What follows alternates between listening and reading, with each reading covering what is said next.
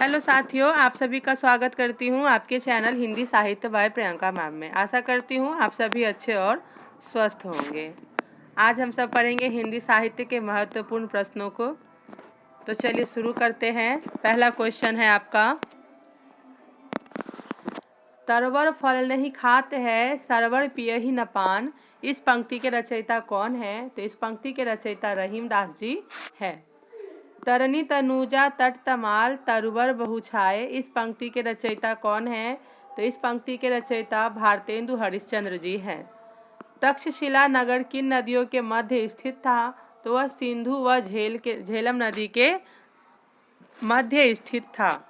ढाई अक्षर प्रेम के पढ़े सो पंडित होय। इस पंक्ति के रचयिता कौन है? तो इस पंक्ति के रचयिता कबीरदास जी हैं। डोगरी भाषा मुख्य रूप से कहाँ बोली जाती है? तो यह जम्मू कश्मीर में बोली जाती है। झरना काव्य के रचयिता कौन है? तो जयशंकर प्रसाद जी हैं। गोदान किसकी कृति है? तो यह प्रेमचंद जी की कृति है।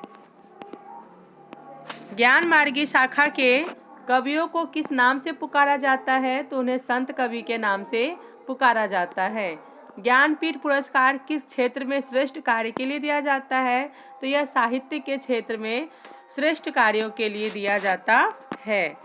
उसके बाद एक और पंक्ति है, जोजिड़ सासर भाष्यऊ सोमय कहियऊ सार, जो पालय सही भाव करी सो तरि पावई पार। इस दोहे के रचनाकार का नाम क्या है? तो इसके रचनाकार देवसेन जी हैं। जो अपनी जान खपाते हैं उनका हक उन लोगों से ज़्यादा है जो केवल रुपया लगाते हैं। यह गोदान के किस पात्र द्वारा कहा गया?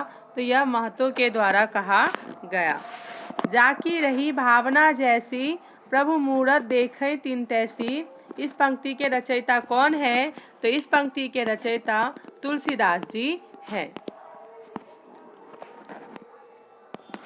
देवनागरी लिपि को राष्ट्रलिपि के रूप में कब स्वीकार किया गया था? तो देवनागरी लिपि को राष्ट्रलिपि के रूप में 14 सितंबर 1949 को स्वीकार किया गया था। जन्मे जय का नाग यह किसकी कृति है? तो यह जयशंकर प्रसाद जी की कृति है। छायावाद के प्रवर्तक का क्या नाम है? तो छायावाद के प्रवर्तक का नाम जयशंकर प्रसाद जी है। चीनी तिब्बती भाषा समूह की भाषाओं को बोलने वाले को कहा जाता है? तो उनको निषाद कहा जाता है। चीनी यात्री हेनसांग सर्वप्रथम किस भारतीय राज्य पहुंचा? तो वह कपिसा राज्य में पहुंचा था। चिंतामणि के रचयिता कौन है? तो रामचंद्र शुक्ल जी है। चांद का मुंह टेढ़ा है काव्य के रचयिता कौन है? तो गजानन माधव मुक्तिबोध जी हैं। चरणदास चोर किसकी नाट्य कृति है? तो यह हबीब तनवीर जी की नाट्य कृति है। चंदन विष व्यापत नहीं लिपटे रहत भुजंग। इस पंक्ति के रचयिता कौन है? तो इस पंक्ति के रचयिता रहीमदास जी हैं। चंदवरदाई किसके दरबारी कवि थे? तो यह पृथ्वीराज चौहान के राज दरबारी कवि थे। घनिष्ठ की शुद्ध उत्तरावस्था क्या है? तो घनिष्ठर है। गौतम बुद्ध ने अपने उपदेश सबसे अधिक किस स्थान पर दिए? तो यह श्रावस्ती में दिए। गुप्त वंश का संस्थापक कौन था? तो गुप्त वंश का संस्थापक श्री गुप्त जी थे। गाथा गाहा कहने से किस लोक प्रचलित काव्य भाषा का बोध होता है?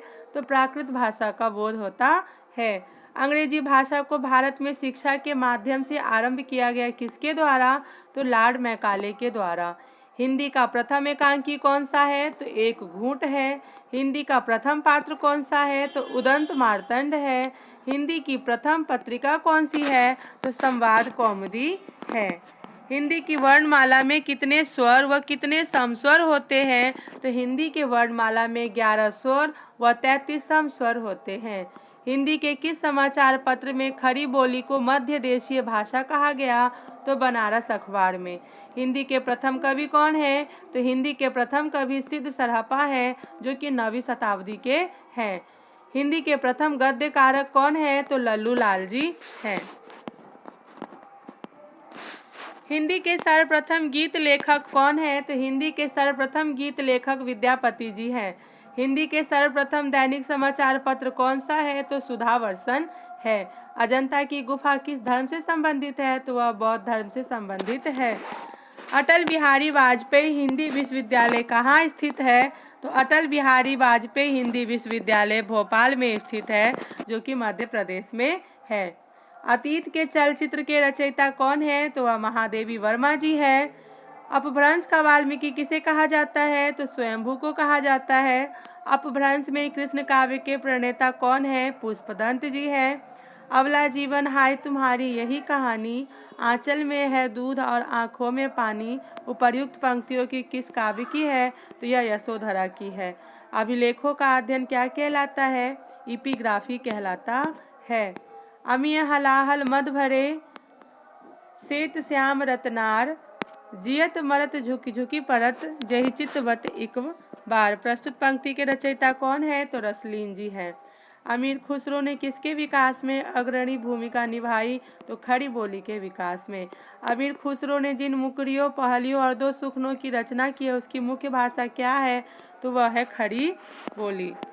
अवधी भाषा के सर्वाधिक लोकप्रिय महाकाव्य का नाम क्या है? तो रामचरितमानस। अशोक के फूल निबंध संग्रह के रचनाकार कौन है? हजारी प्रसाद द्विवेदी जी। अष्टछाप के सर्वश्रेष्ठ भक्त कवि कौन है? तो सूरदास जी हैं। आंसू काव्य के रचयिता कौन है? आंसू काव्य के रचयिता कौन है? इसका आंसर आप कमेंट बॉक्स में जरूर देंगे। धन्यवाद। अगर वीडियो अच्छी लगी हो तो वीडियो को लाइक एंड सब्सक्राइब जरूर करें।